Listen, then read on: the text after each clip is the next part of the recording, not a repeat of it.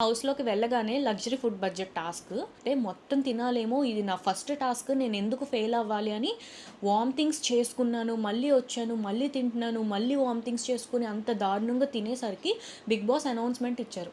అంత బలవంతంగా తినొద్దు. మీరు ఎంత కావాలంటే అంత సరిపడా తినండి అని చెప్పారు. ఆ రోజు చెప్పిన తర్వాత నుంచి నేను లిమిట్‌గా ఆర్డర్ చేసుకోవడం స్టార్ట్ చేశా.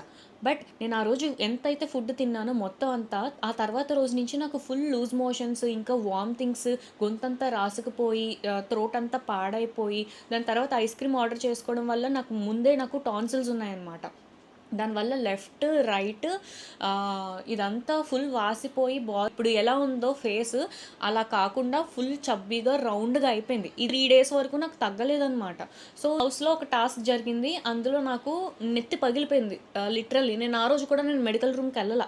ఆ రోజు నాకు ఫుల్ హై ఫీవర్ వచ్చింది. నా పక్కన సుమన్ గారు గాని ఇంకెవరైనా కూర్చుంటే వాళ్ళకి వేడి సెగలు నా కళ్ళల్లోంచి ఉఫ్ అనేసి అన్నా సరే, వేడి సెగలు తగిలేవి. అంత హై ఫీవర్ ఉన్నా సరే వాళ్ళందరూ నన్ను ఫోర్స్ చేసి నేను మెడికల్ రూమ్‌కి అసల వెళ్ళలేదు.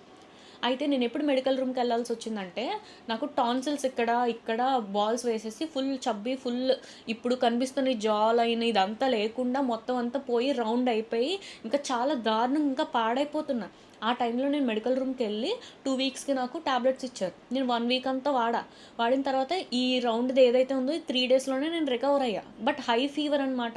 నేను లగ్జరీ ఫుడ్ బడ్జెట్ ఫుల్ తిన్నాను.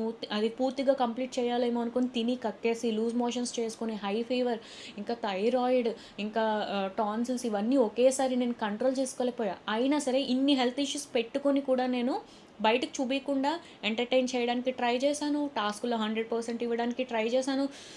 మెన్స్‌తో ఈక్వల్‌గా నేను ఫైట్ చేశాను. ఇన్ని పెట్టుకొని కూడా నేను ఏ రోజు కూడా నా వర్క్ నుంచి నేను తప్పించుకోలేదు కూడా. ఇంత ఇంత స్ట్రాంగ్‌గా నేను ఫైట్ ఇస్తూనే ఉన్నా.